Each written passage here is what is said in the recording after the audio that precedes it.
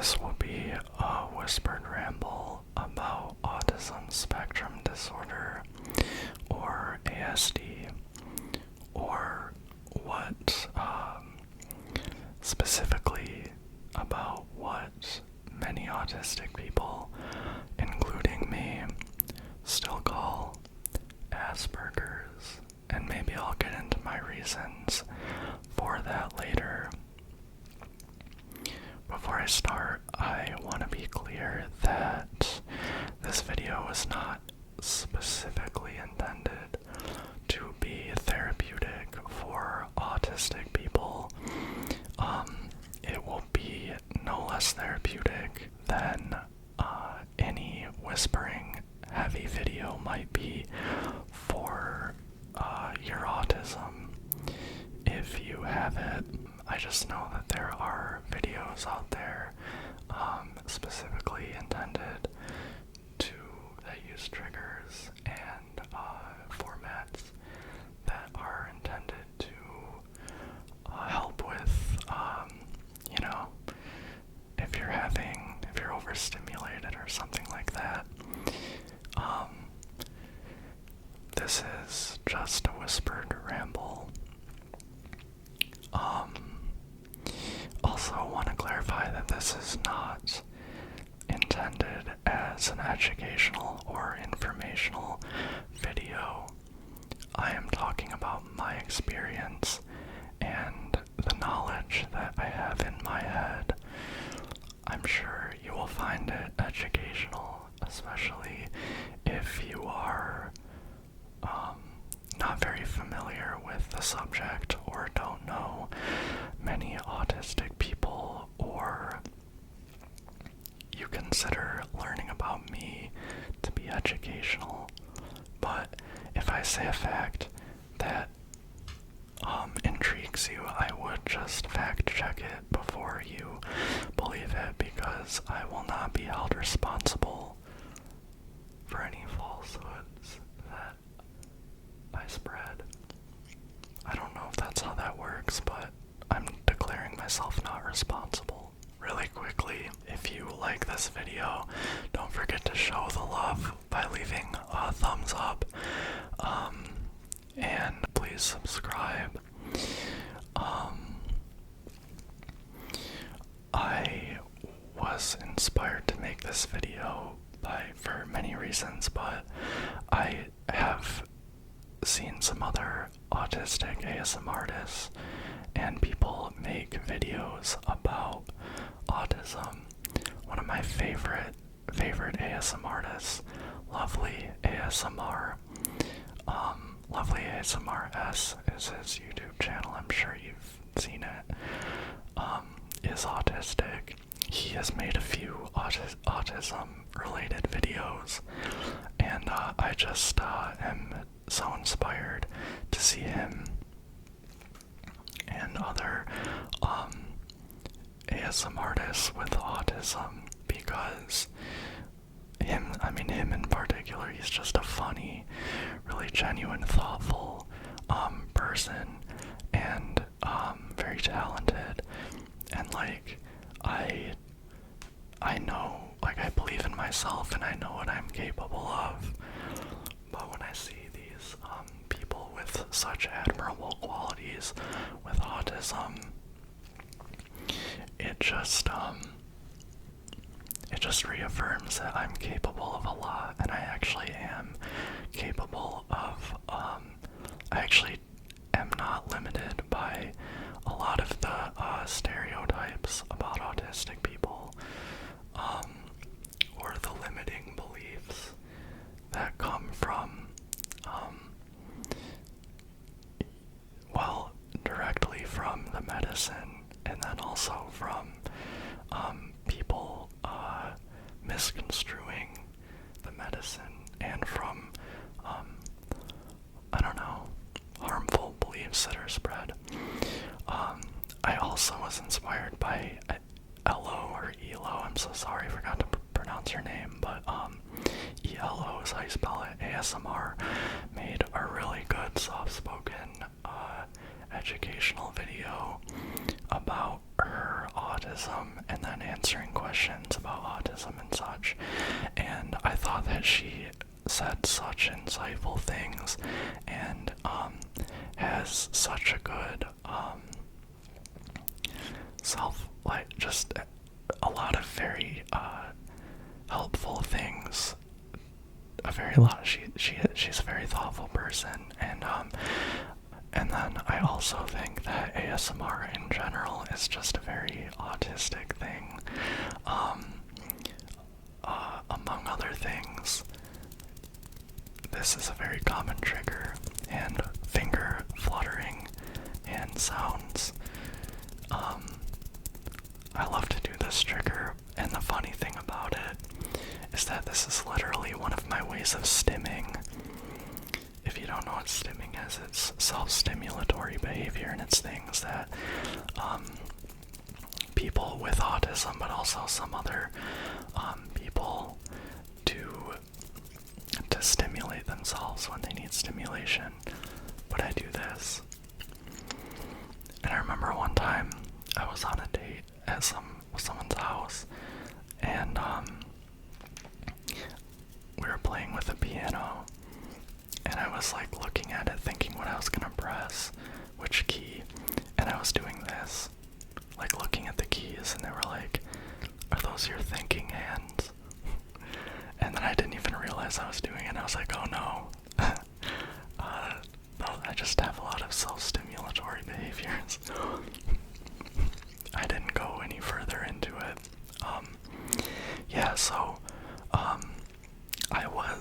I'll start off, I'll use like as a point of departure or whatever. I'll start off by saying that like I was like nervous and unsure if I should make this video. And I asked a group chat that I was in, which contains a few other autistic people. My friend who is autistic said that I might be the target of trolls. Like, it puts a target on my back if I am known to be autistic. And then Elo ASMR in her video also said that she has dealt with a lot of harassment and discrimination. She says specifically from the gaming community. She is a gamer. I also love video games and have played them my whole life, so that's not a dig at gamers in general. But nonetheless, yeah, I just want to say that I grew up on 4chan. I am probably a funnier person than you. I am very good at talking to trolls, and I'm not afraid to die. So leave me alone. But my other concern that I brought to my group chat was that if I posted this, people who had just met me, who knew about my YouTube channel, which YouTube channel is one of the first things people learn about me, and specifically people who are, who like I'm talking to and maybe gonna go on a date with, like on dating apps and stuff, and I was worried that someone like that would see my channel and see that I had a video indicating that I am autistic, and that would activate like biases, almost maybe unconscious biases they have in their heads, telling them that I'm not a people person, I can't connect with them, I'm gonna be socially awkward, I won't be good around their friends and family, I will in some way or another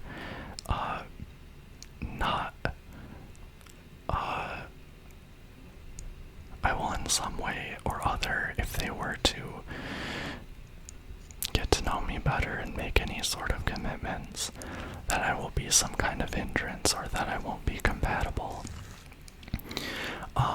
Of course, you're probably already thinking this, and my friend Dakota was like, would you really want to date someone or be friends with someone who made those assumptions about you and judged you because you have ASD?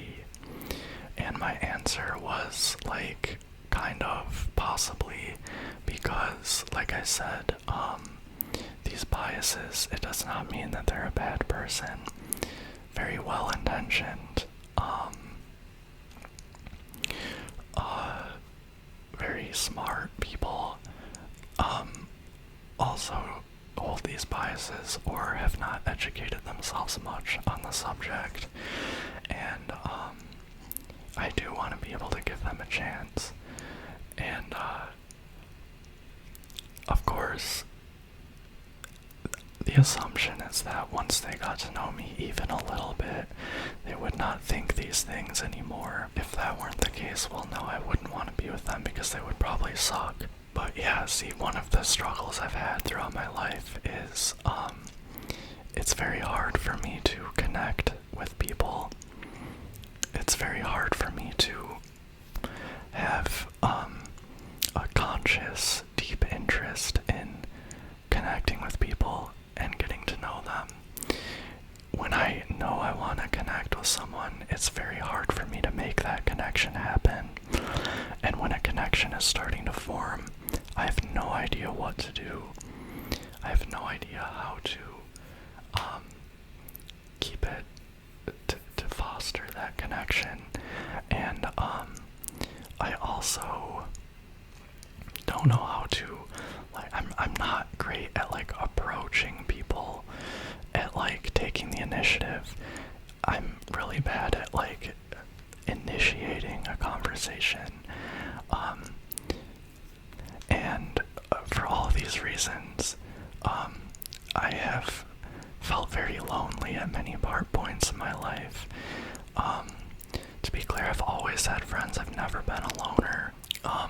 And I think the internet is very much to thank for that, which I'll get into later. But I've never been a loner, but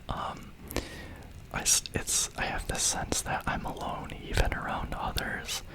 I wrote this song lyric, I feel more alone around company. And it's just because it's just closely related to autism. Many autistic people have this experience where they feel different, in quotation marks, but that's such a perfect word. They feel different, and sometimes they feel like they don't belong in this world. They feel like they're not a human. I have an autistic friend who, like, she's an amazing person and she's really funny, and she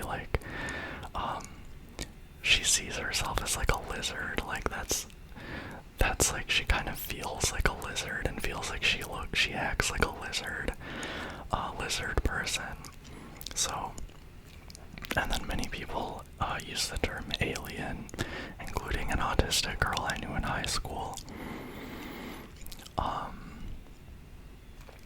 But so that feeling, I won't say I have never felt like I belonged in the world, because I have always been happy to be alive.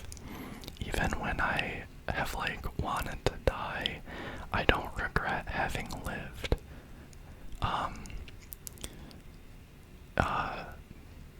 But I won't get into that. But nonetheless, I have at times felt something like an alien, and I just have generally felt like, I don't get, like, people, like, I don't like what is going on.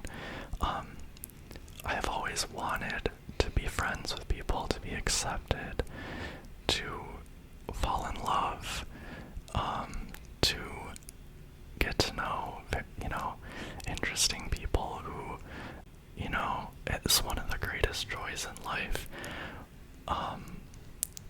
But then when I have gone out into the seen groups of people. Sorry, there's like an engine revving outside my window, and I am just doing my best to stay zen.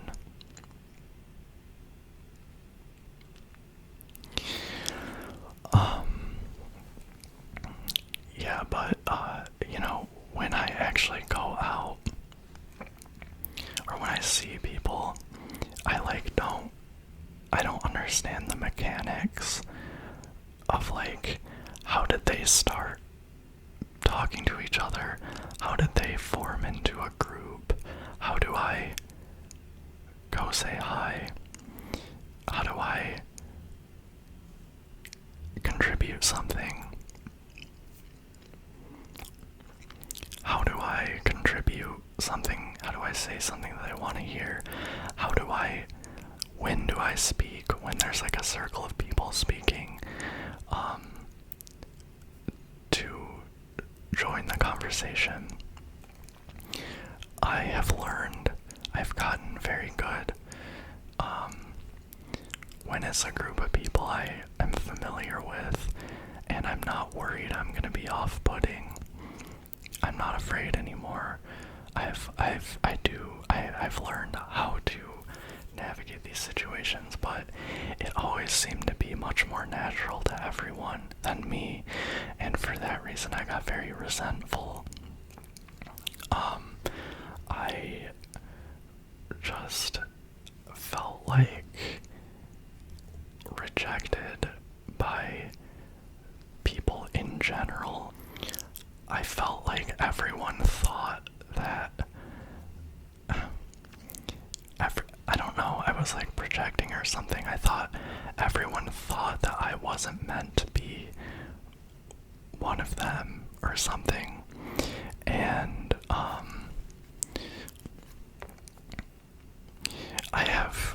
this is like a tangent, but it's a ramble. I've talked about before how I really got into horror as a kid because it's a genre that is premised partially on, I think it's premised on the idea that everything is not okay.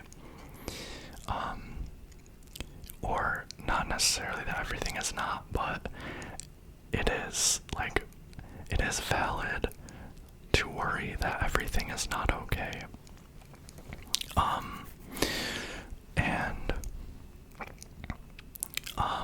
Because I felt like very condescended to by all of the pro-social messaging they taught us in school.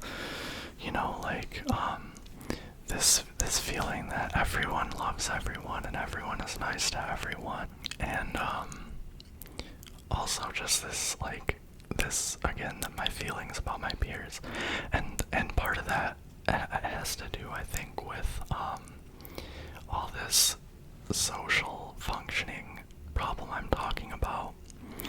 So all that is to say that I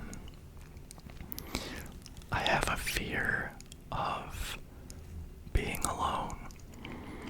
That's not a fear that's specific to autism, but my experience with being more alone than I would like has a lot to do with my issues with social communication and forming relationships and things like that. So when I was talking to my friends in that group chat, I said to Dakota, when he asked me that, I said, yeah, maybe I would want to date someone who at first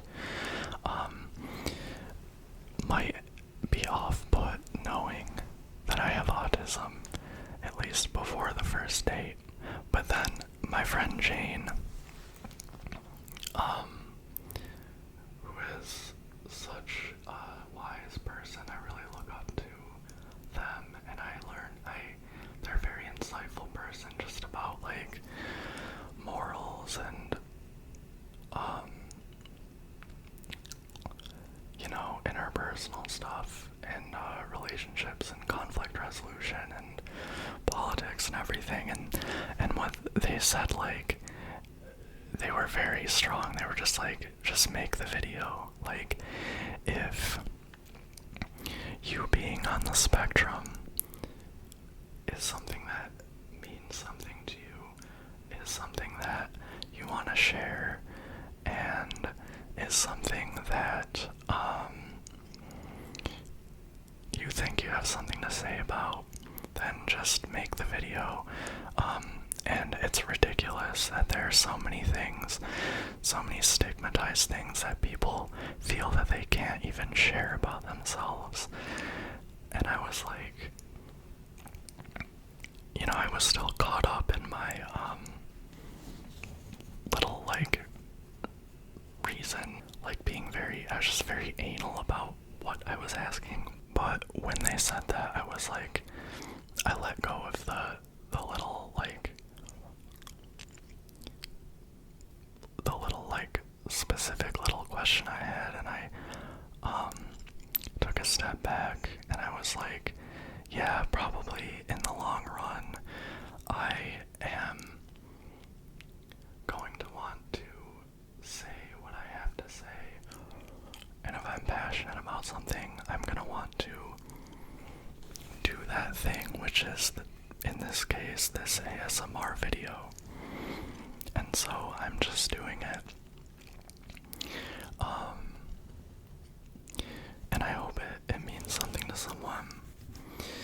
I guess I have many things I want to say, but I guess now I can sort of get into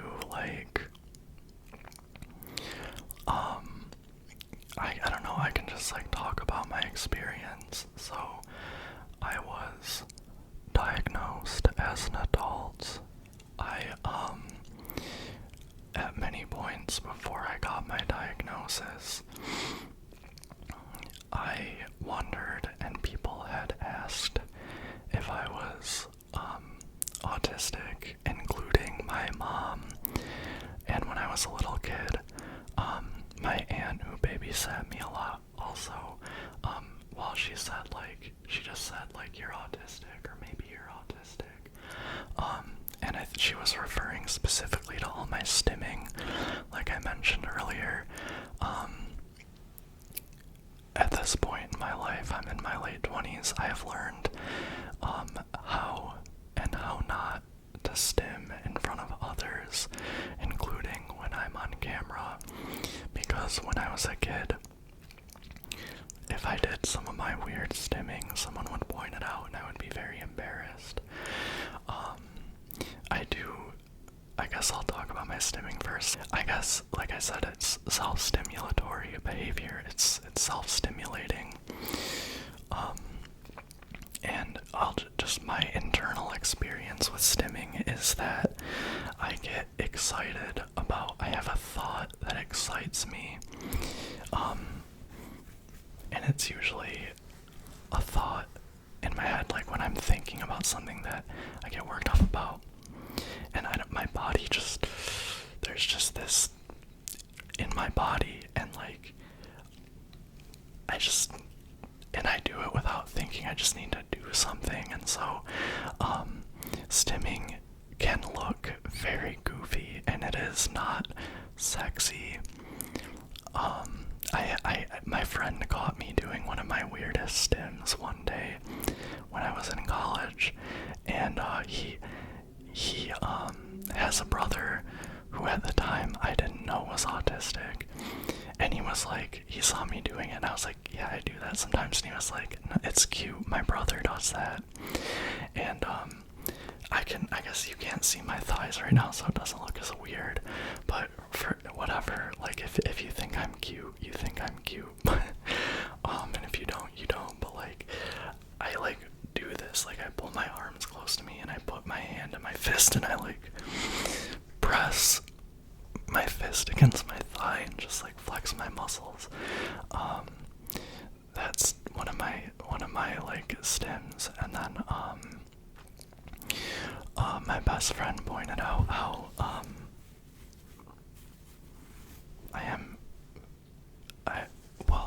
one of my best friends, my best friend pointed out that when my beard grows out a little bit, I do that to stim, and then I showed you this. And I do squeezing and I scratch my palms. I wonder if it'll like feel weird that like I'm like stimming as a trigger, but I scratch my palms, and I also like find spots in my body that I like want to push my fingernails into. It's not like harmful at all. It's not like I'm not hurting myself at all, but like yeah. But I mean, a lot of like people like one of the more like stereotypical like behaviors is like with your hands and your arms and stuff and like that, and I think I do stuff like that sometimes. But yeah, it's I used to do that. And then I also had stims that it took a long time, but I was finally convinced by about the age of 10 that they were socially unacceptable. Which, by the way, stimming itself is not socially unacceptable, and autistic people should be allowed to stim however they like, as long as it's not like harmful, or like take that. I'm not gonna qualify too much. That's another like mild, not that's another mild autistic trait of mine, is I need to like clarify and be pedantic. But the socially unacceptable thing was I'm actually not gonna enact this because it's not cute, but well, this one, when I was like when I was specifically like the ages of 4 and 5, I would like take a little lock of my hair and put it under my fingernail and like try to get as much hair under there as possible, and like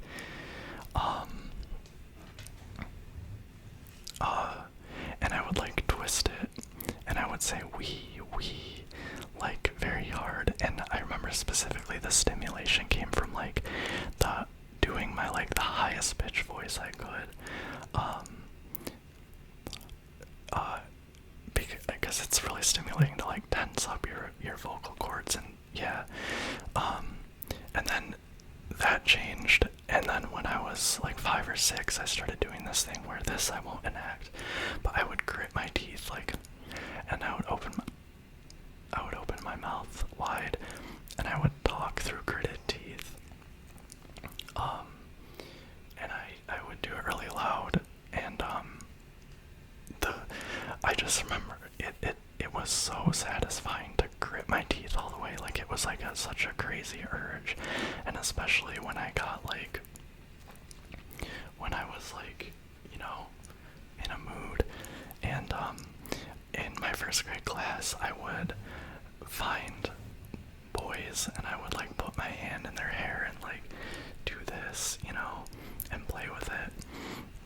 And then I learned which boy, like the texture of their hair, I learned which boy's hair had a nice texture that was satisfying and which ones I didn't find so satisfying.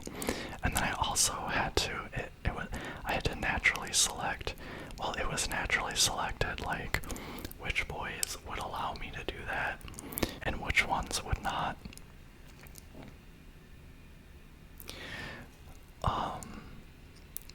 And I couldn't do it to girls because they didn't want me to, and because their hair was like, it grew different. Like I wanted it to be sitting flat on the head because you could run your, I don't know.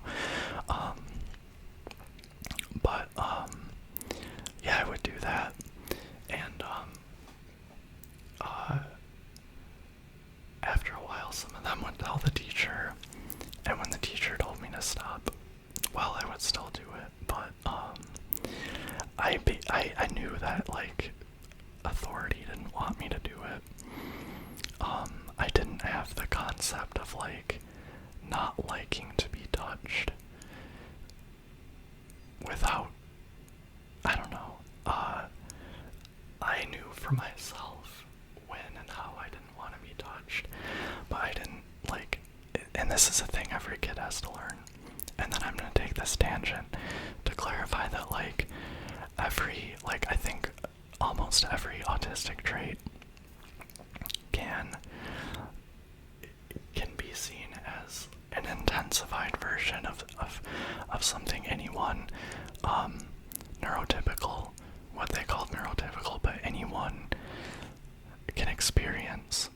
Which one, just a basic part of being a kid is learning social boundaries, learning consequences, learning about how it's acceptable to act and treat others. But and stimming, since we're on that topic, is everyone stims to some extent. When you fidget, when you doodle, when you like play with a pencil, play with your hair, whatever, you are doing self-stimulatory behavior. But for autistic people and also for ADHD, which I also have, and which is like almost the norm. It's about half of autistic people also have an ADHD diagnosis, so hand in hand. But also for people with ADHD and some other types of people, stimming is just very pronounced. It's stereotyped. It's intense. It looks weird to others. They regularly do these behaviors that look weird to others. So that's, another reason, like I mentioned, is that feeling that I was different. And especially, just be like in about 5th and 6th grade, and then definitely more in 7th and 8th grade. And Elo ASMR says the same thing in her video about autism. People, like, I feel like I was stuck in elementary school is part of it. I was like, what's happening? Like, why is everything so different socially now? Everything is different socially, but I was like, why do I feel like everyone else? It just is leaving me behind and leaving me alone. And I would see people like make friends and do things, and I was like, how did that start? I don't know. And I remember in 7th and 8th grade it got real serious, and I became very resentful, and I had friends, definitely, and because we had been friends since, like, elementary school, we knew each other very well. My best friend Tyler, for example, and I was very unhappy and resentful, and I just felt like weird, like profoundly weird. And I've already covered this, but I just didn't get, yeah, and unfortunately that has continued into adulthood, so it's sort of like, I'll get into that in a bit, but it got very, in high school it was bad. Yeah, and then another thing that sort of has to do with this is that everyone, like literally so many people that I meet throughout my entire life, use the exact phrase that I'm hard to read. I'm hard to read. I've learned, I've like learned, I'm not like this as much anymore, but I also used to speak very softly. I have a pretty monotone voice. These are all things that I've been consciously training myself to change since I was a teenager. So, but I still do, I have kind of a flat way of talking. And, eye contact is a huge thing for, autistic people. And, my mom, okay, so I had a lot of trouble with others in general when I was in elementary school. But one of the things my mom would always scold me for is like, she would give me these lectures. She would get very frustrated with me. She'd give me these lectures like, why don't you look people in the eye when you're talking to them? Like, look people in the eye, speak up, answer their questions. Don't just say yes and no. Or like, people would ask me, what are you up to? What are you doing? Like, her friends would come over and I'd be in my room like playing a video game or something, and they would ask like, what are you doing? And I'd just be like, stuff. And I knew that I was being funny, but also I like did not see why I had to answer that question, and did not realize, like, I knew it was funny. I thought it was funny, but I didn't understand why I had to answer their question, or that it would be offensive that I didn't answer their question. And so anyway, my mom, I just repeatedly though, she'd be like, look people in the eye when you're talking to them.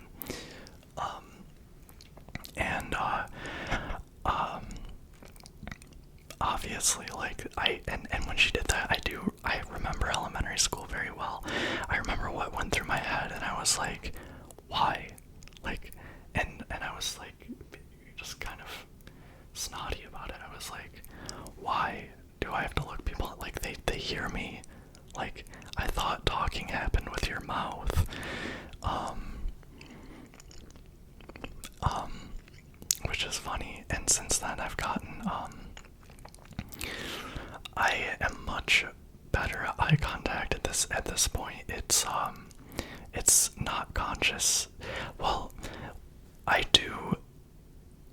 did start when I was like a teenager, well, a little younger than that, making a conscious effort to like look people in the eye once they know I'm addressing them, and also to occasionally make eye contact when we're talking.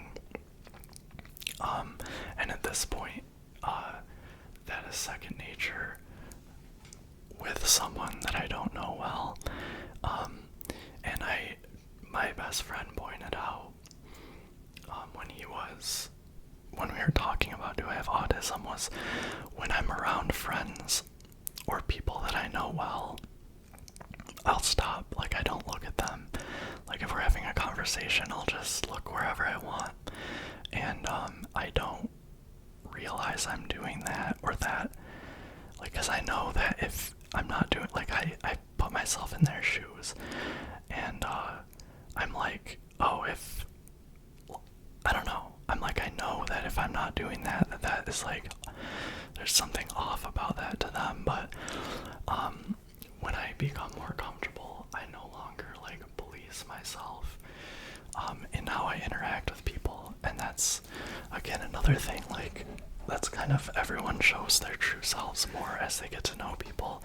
But it's just really interesting that that it can be about unconscious things too, like eye contact.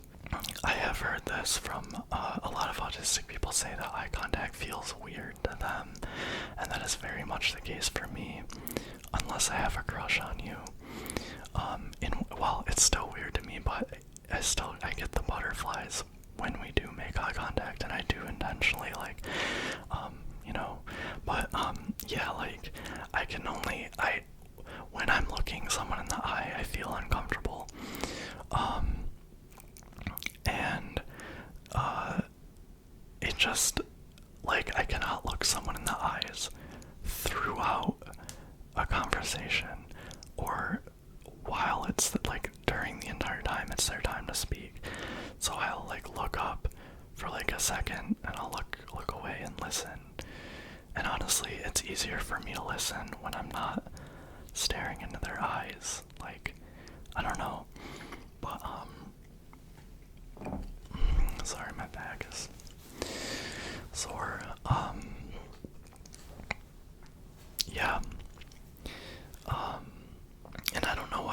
is, but I have heard this technique that is taught to a lot of people with autism, which is like to look at their nose. Or I remember when I was in 3rd grade, I like started experimenting, or I started being like, if I look at her chest, my teacher's chest, like if I look at someone's chest while they're talking, do they know that I'm looking? Which I've learned that women absolutely know when you're staring at their chest, but I was still like, when I'm being instructed, like, when I'm being taught, I was like, what if I just looked at her chest the whole time? That's so much more comfortable, which is weird, but I've learned, like, look at their nose or their mouth or something, so that you're not, just because people, like, expect eye contact and it, like, looks weird to them if you're not, yeah. But, it's fascinating. The eye contact thing is fascinating, and it brings me to like, another point I want to get into, which is autism. Like, it has to do, it's a full body thing, and, like, this is true of everyone, because your mind and your body is a useful distinction, but it is not an absolute distinction, and in fact, they are way more connected than we are taught that they are. Your mind and your body are one. Your brain is physical, even though the mind is not the same thing as the brain, but little things that are so elemental, like where your eyes are when you're talking, what sensory things make you, how do you experience sensations, which I think eye contact is a sensory thing because it's vision, and it's some kind of programmed thing, like how are you programmed to respond to another human being's eyes looking into yours? I don't know. And then also the stimming, and one of the two, like, main diagnostic criteria for autism is the social aspect, like trouble with social communication and with building and with relationship building and stuff like that causes hindrances or significant, like, distress in your life. But social sounds very high level. It does not sound like it has to do, like, it's a body thing, like it's like this is, or like your heartbeat, or like your cells and your nerves, but it is just as it's complicated just as much as, not just as much, I don't know, but it is what I mean. And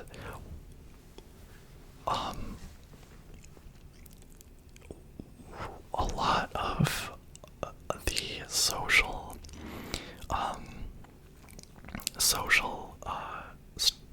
related struggles for autistic people have to do with their energy levels in their body, and I know what that's like because people and social, it's exhausting in a particular way, and this is gonna seem like a tangent, but I'll get back to discussing the social aspects and the whole body thing.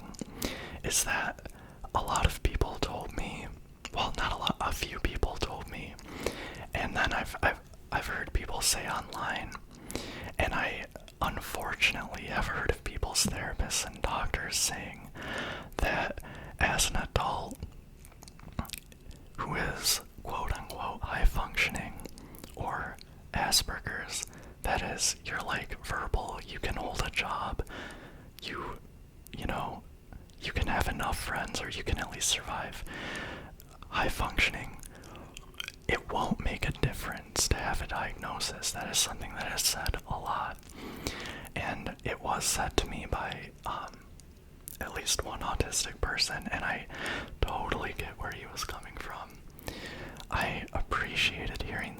came from a friend who suspects he's autistic.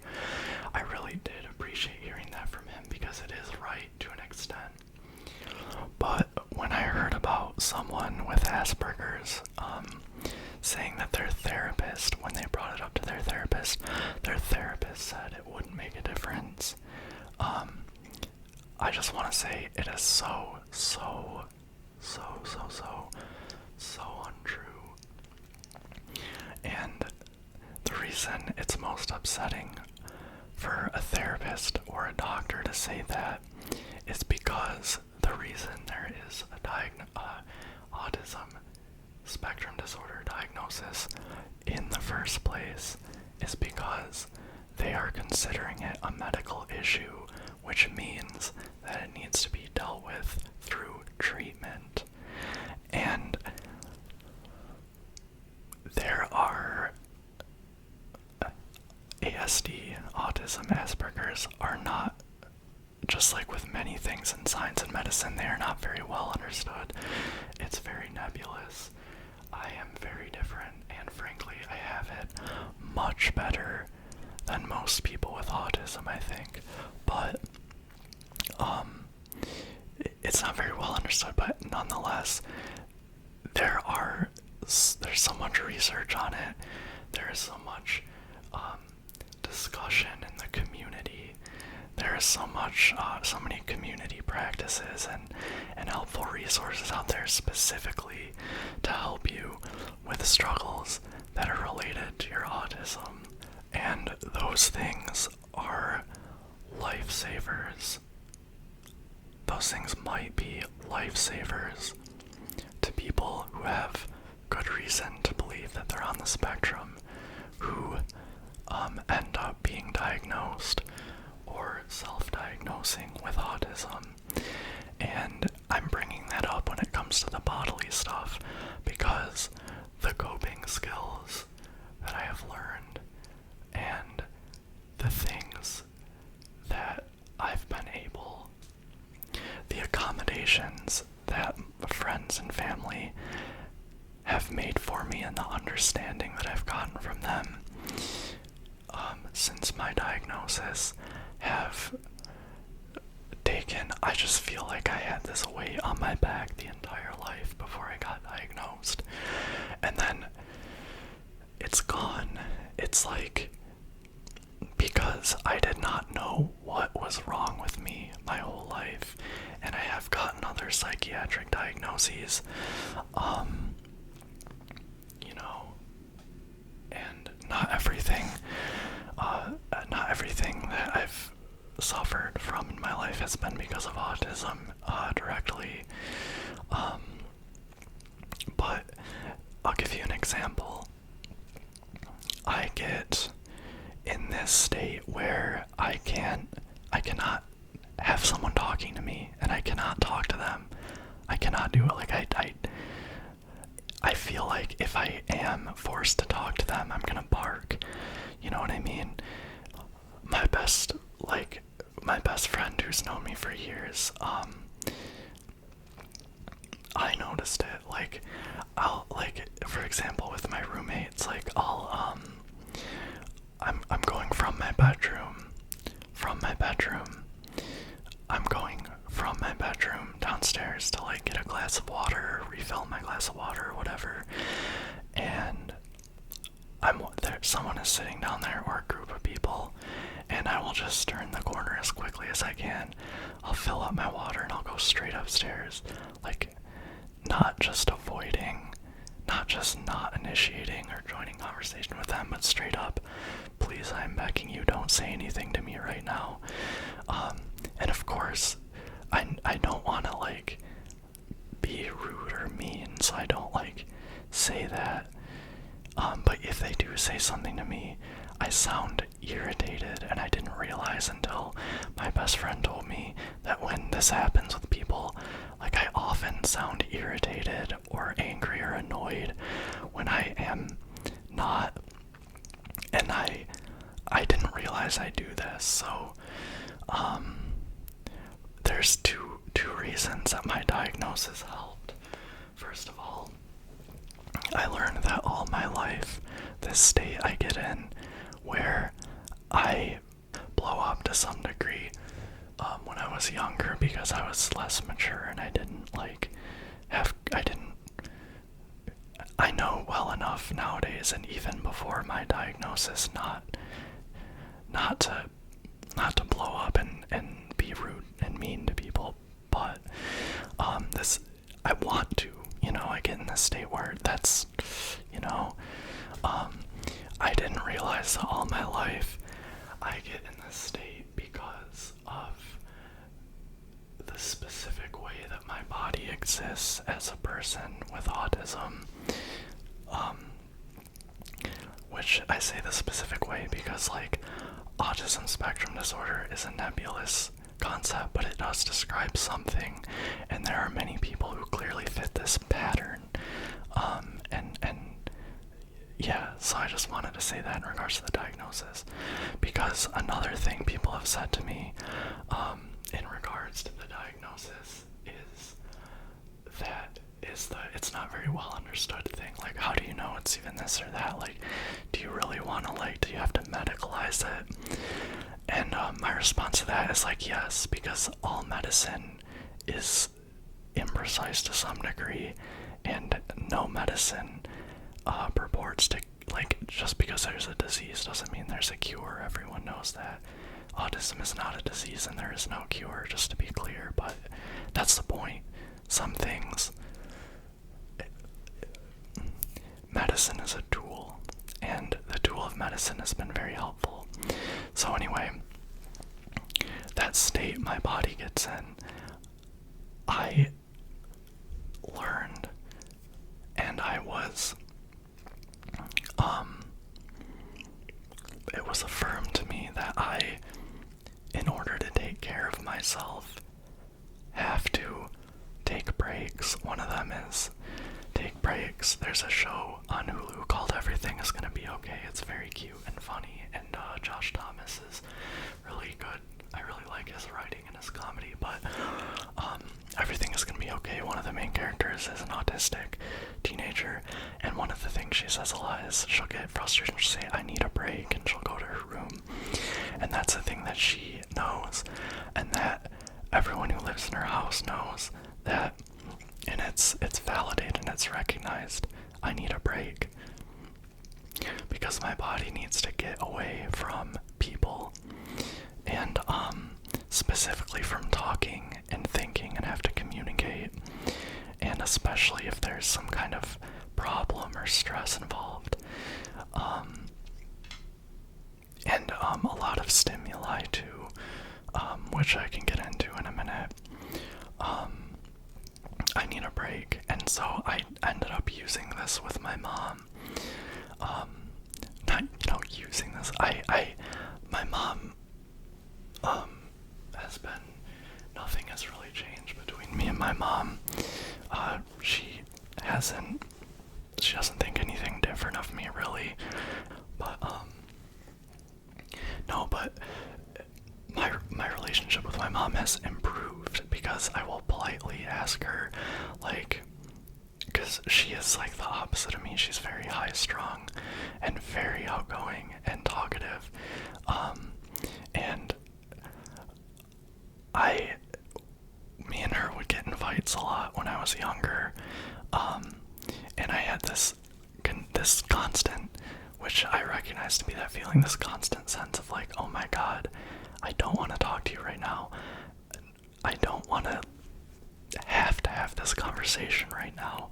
I especially don't want to argue or, be forced into some decision or some, have to, I don't know. And this is not an insult to her. It's a generalizable thing. It's because she's my mom. I lived with her. I had to talk to her a lot. She's my parent. She is always there, and we're very comfortable with each other. So, but I had this feeling I'm gonna blow up, and sometimes I did. But and as an adult, I have again taught myself as I've grown up. So I have more control, but then the control makes it harder. I bottle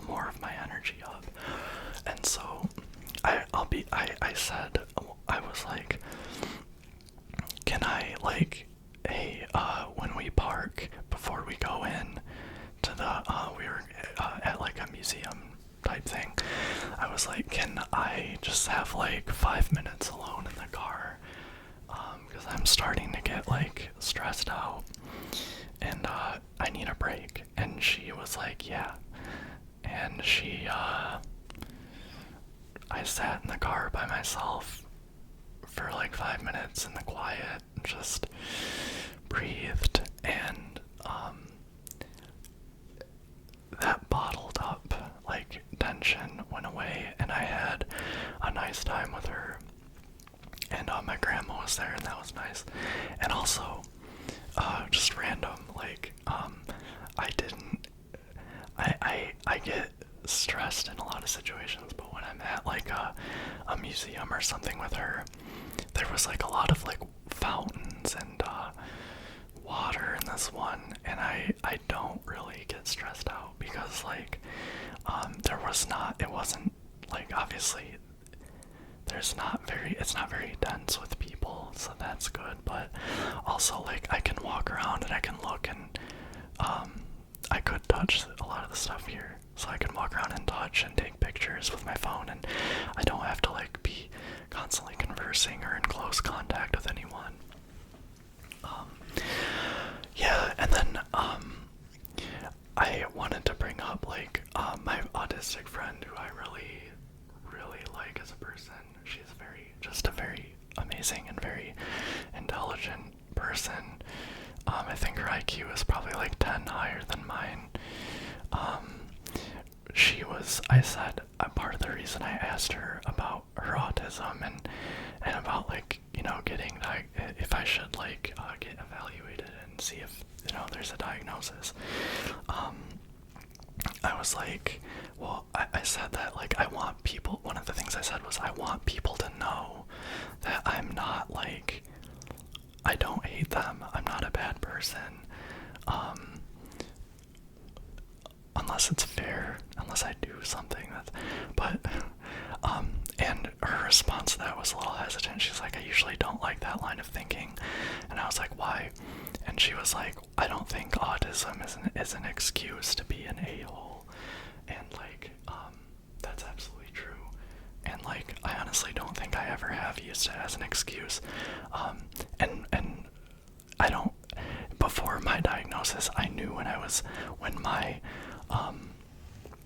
frustration was causing me to be not so patient or nice, and I recognize that, and I still recognize it.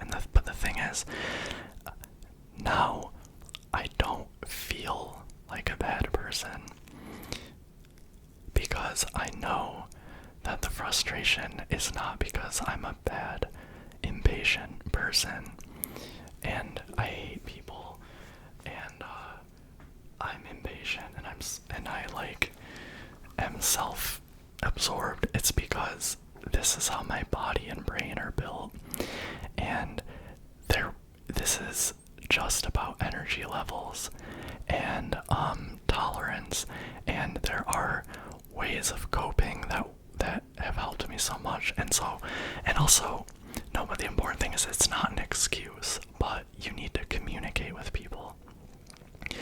Strangers or people you have casual relationships don't owe you anything, but if someone is your friend, or if someone loves you, that means they want to meet you halfway. That means it's a two-way street. That means to a reasonable extent,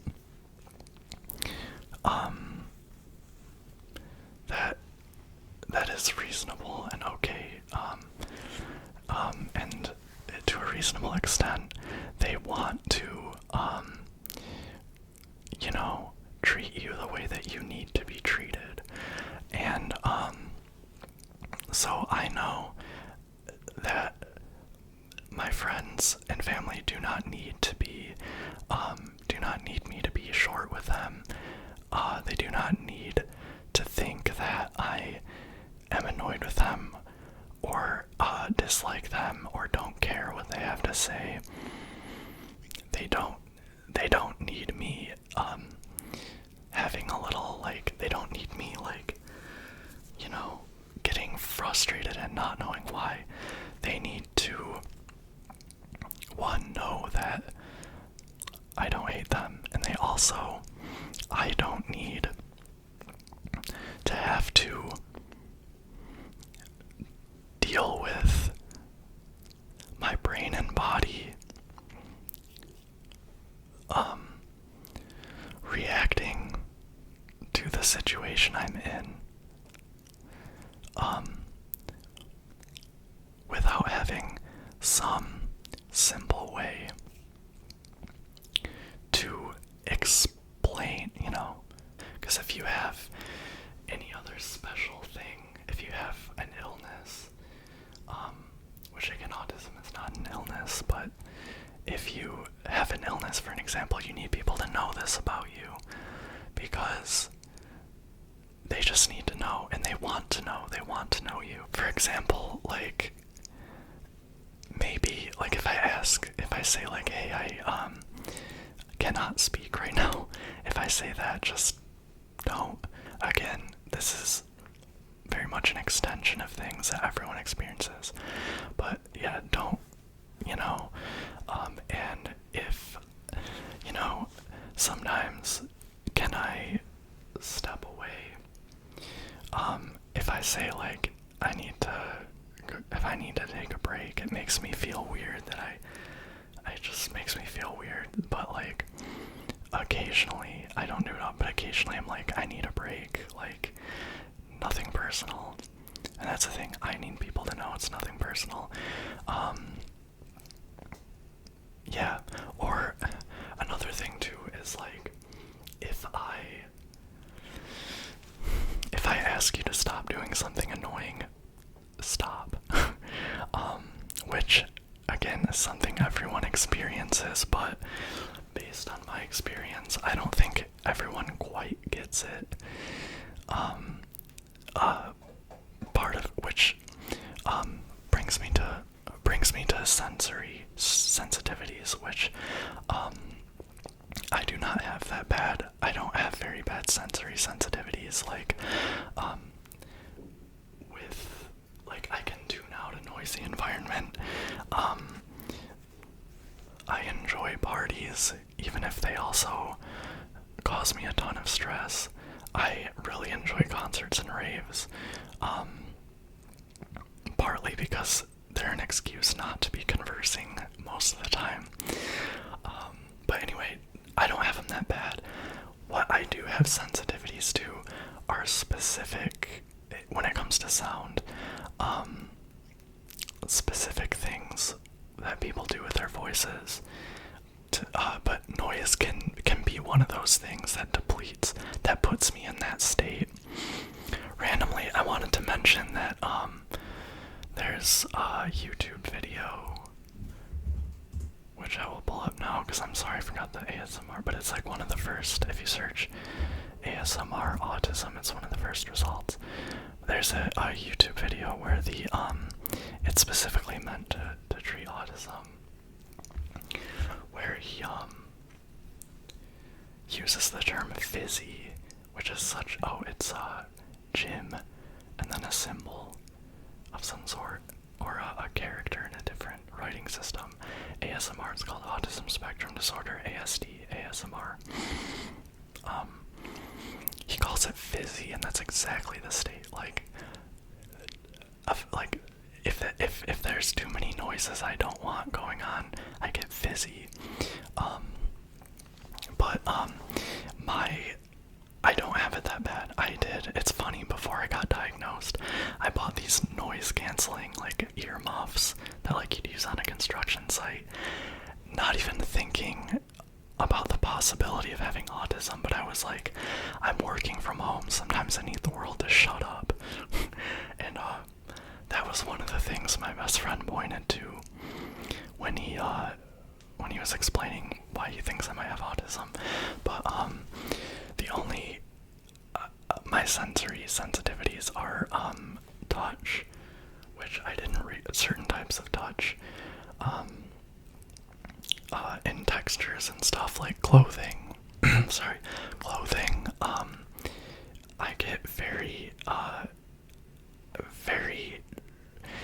wearing a piece of clothing that is like too tight, or if I'm sweating at all. Sweating. Again, these are like, sweating isn't exactly comfortable, but it makes me fizzy, and so do like clothing textures. Like, I can't think of something else. And then also like scents, and my best friend, the sensory sensitivity he pointed out was scents, because I get, and again, like with him, I'm comfortable. Like, I would very openly complain about a smell I didn't like that nobody else noticed or took any issue with. I always am like, do you smell that? Like, that stinks, I hate it.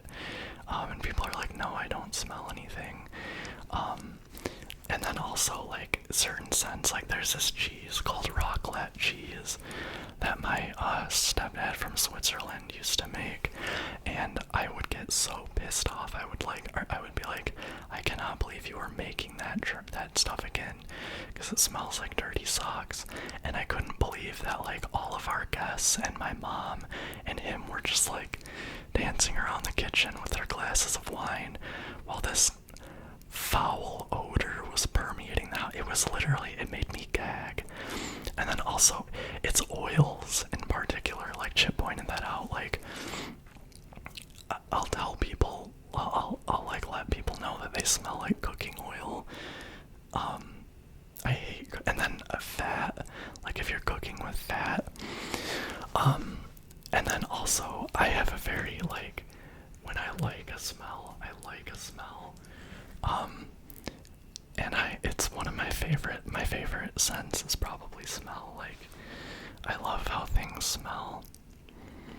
And it's connected to like a lot of the pleasant, things I do in life. I've seen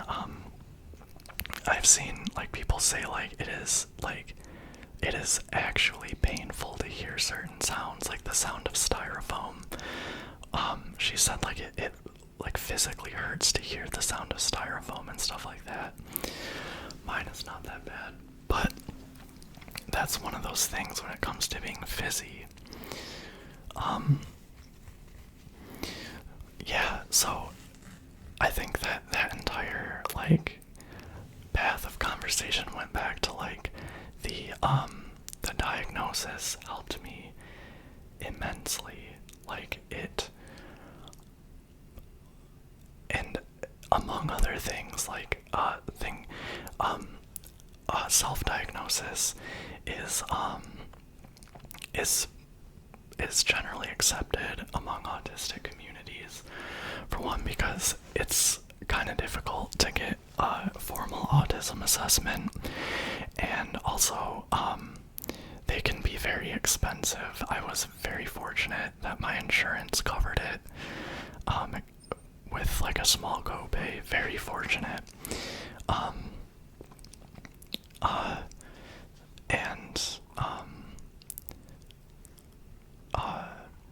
Yeah, but a big reason, I mean, if you have autism, like, it can be very, very it can be very easy to self-diagnose, but it can also be very hard because you don't know other people's minds. And if you've become good at learning the skills you need to be like other people, to succeed socially, or at least be socially adept, and to take care of yourself, you'll feel like you're like other people, which is what happens in my case. You can't be in other people's heads, so I doubted myself so much. I doubted that I was autistic because you should have met me like 8 years ago. So different, so much more out of control socially, so much. Some autistic people talk a lot. I did not talk because I did not know how to start a conversation, what to talk about. I didn't realize that you can just like ask questions. You know what I mean? Like, so I was in the latter category where I have spent my whole life teaching myself to not do what I am naturally inclined to do as an autistic person, and much of that is for the better. But I don't know. But self-acceptance is a big reason people self-diagnose. It can be very hard to self-diagnose, but once I got my formal diagnosis, like, it was, and I did more research into autism. I was like, this is absolutely me. All these traits I'm insecure about, all these traits I hate about myself, and have actively tried to change. I didn't even talk about special interests, by the way, but, like, for example, when I, like, got the formal diagnosis, and when I kind of, you know, tentatively self-diagnosed before I got my evaluation, and I learned about, I was like, maybe this is me. Like, maybe all these things that I hate about myself that I have actively tried to change are things that I can accept about myself. And that especially has to do with what are called special interests, which I haven't even talked about yet. But I'm like an artist besides being a ASM artist. I like write poetry, and I dabble in music and some other things, and video and comedy. I was like, I really, like, I get very obsessed about very specific things, and if you know me, if you watched my videos enough, you know one of those things is Silent Hill, another one of those things is Lady Gaga, but, like, I was just kind of hard on myself. I was like, why do I know, why do I read, why do I talk so much about Silent Hill and Lady Gaga and not these other things? And I just feel like I should be interested in a broader range of things if I'm going to be a successful this and that. And when I like started to frame these things as special interests, as something that is like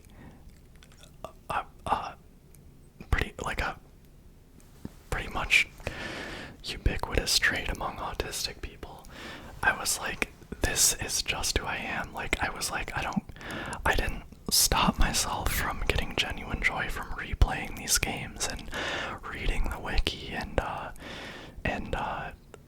talking to my friends about them and writing little essays in my head about them. I was like, maybe instead this is passion and interest. And, like, as an artist, that passion and interest is I think that's my biggest strength. That's what makes me an artist. And when I describe to people why I'm creative, I'm like, it's because I know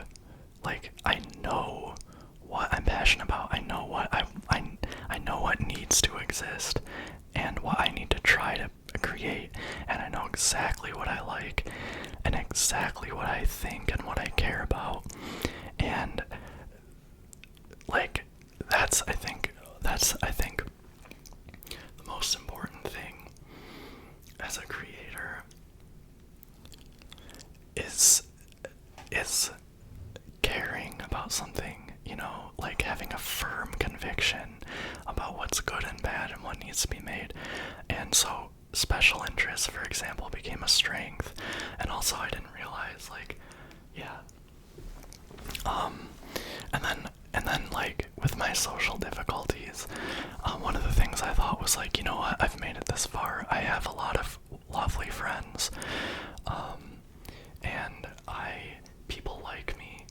People have always liked me, more so as I've aged, because when I was younger I used to scare a lot of people, and they used to think I was, if not scary, then just, like, weird and awkward. But a lot of people like me, and thank God I'm funny. I have a really good sense of humor, and so, like, I'm just gonna do parties and social groups groups and conversations with people I barely know, I'm gonna do it my way, and so I'm not as self-conscious. I'm not like questioning. I'm just like, I'm gonna be me. I have a good sense already of what to say or what is not okay to say. I sometimes slip, but yeah. You know, what is, I'm gonna do parties my way. I'm taking all these expectations off myself, and I'm saying, what do I have to work with? And then I've also found, when I knew that my autistic people that I hung out with and my autistic friends, I knew that they were very special to me. Like, they were a very uniquely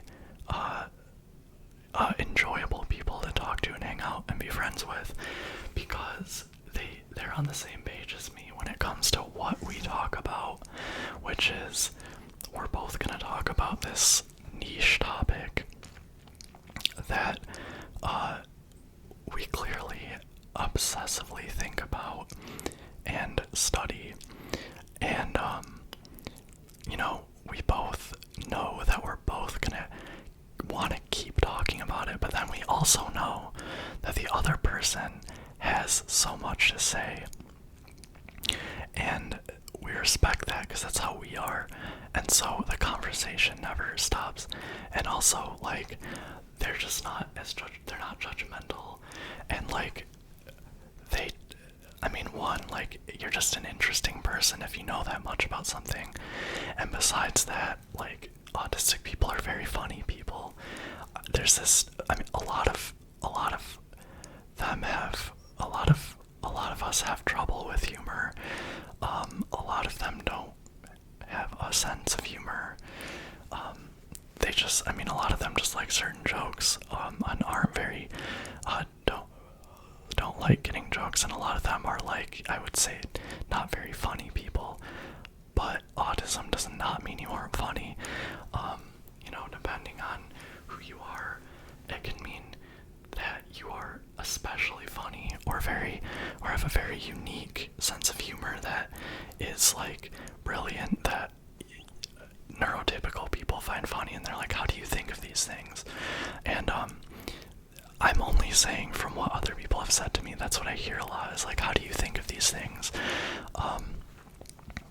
And then another thing is, like, I think part of why I have a good sense of humor is, one, because I get very obsessed with writing jokes, and two, because part of stimming is called verbal stimming, and, like, I have this tendency to just, like, say things out loud, random shit, and just say whatever comes to mind. So when I'm around someone I'm comfortable with, they'll say something and I'll just say something really random, but that is related in some way to what they said, and they find it funny. Like, I don't know.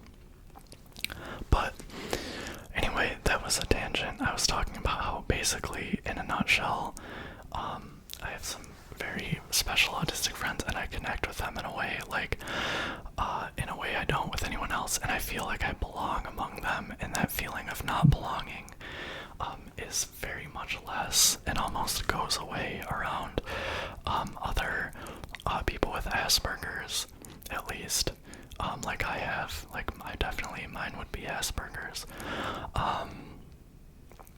Yeah, like, I don't know, like, I had this realization recently when I was visiting I was in New York, and my autistic friend and I left a party to go get beer, and it was me and her and then my other friend, but I remember with her, I was just like we're just, like, connected, like, not like we're reading each other's minds, but, like, I was like, she is in the exact same state as me right now. She's not talking. She's perfectly comfortable not talking. She doesn't, like, she's probably happy, like me, that there's not a group of people talking that we have to try to keep up with and like try to like insert ourselves into the conversation. And then she also did something that I also do that I haven't mentioned, which is echolalia, which is someone says something and you just like repeat what they said. And I think that's something like stimming, and I do it just because like if I catch something about what they said or how they said it fascinates me, and so I do an impression, and I sometimes catch myself doing it, but I've stopped because like it's obviously rude and they think you're making fun of them. But anyway, when I was with her, I get that feeling. Like, I just understand how they are. They're in their own world, like I am in my own world. I mean, we're present, we're here, we're among others. We love having friends, we love talking to others, we love getting to know others, but we're in our world. Yeah.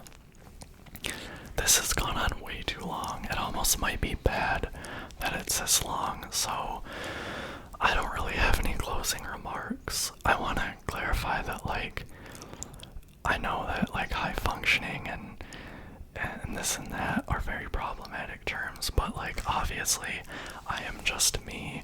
This is my experience with what I like. I think it's very useful to use the term Aspergers, even if it's not formally medical, just because, like, this is the type of autistic person I am.